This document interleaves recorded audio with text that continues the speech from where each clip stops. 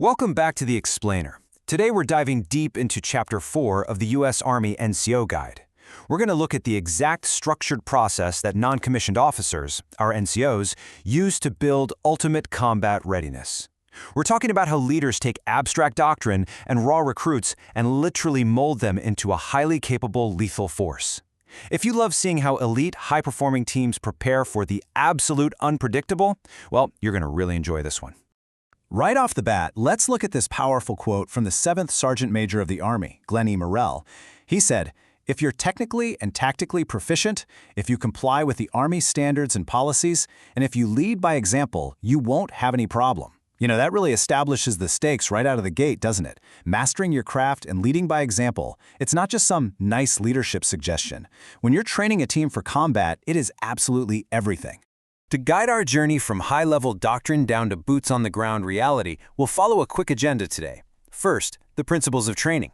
Second, the operations process. Third, the NCO's role. And finally, unit training proficiencies.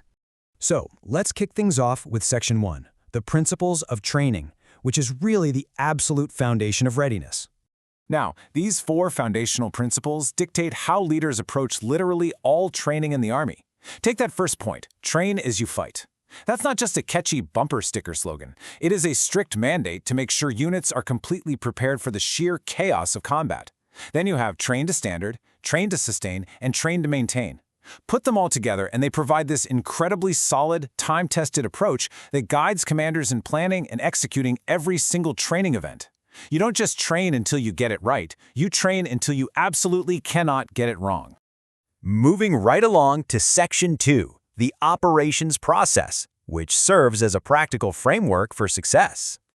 You're probably looking at these steps, plan, prepare, execute, assess, and thinking, hey, that looks exactly like a corporate project management cycle. And honestly, you hit the nail on the head. But in the Army's context, this cyclical framework is how leaders practically apply that train-as-you-fight principle we just talked about.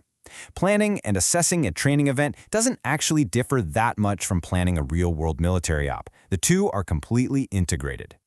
And that integration brings us perfectly to the battle-focused concept. Here's how it works in practice.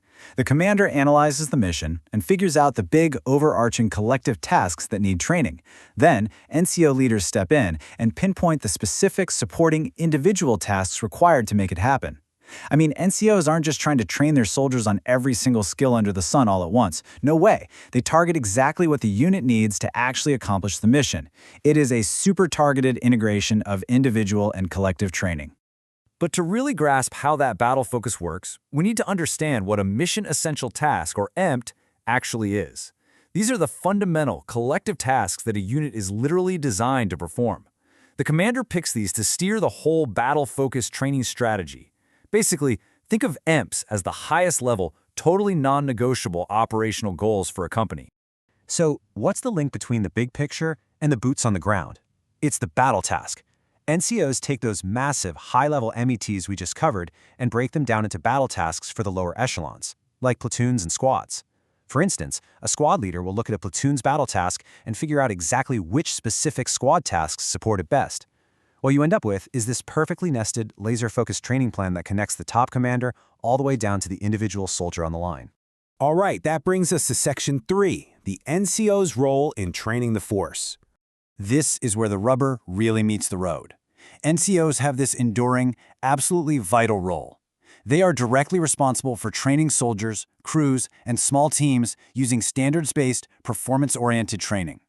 It is these dedicated, energetic NCOs who take all that high-level Chapter 4 doctrine we've been unpacking and turn it into real-world, sweat-inducing, battle-focused reality for their teams. And the scope of what they train is just wild.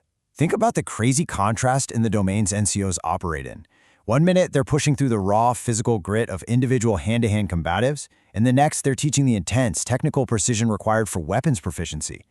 NCOs have to ensure their soldiers hit the mark in both.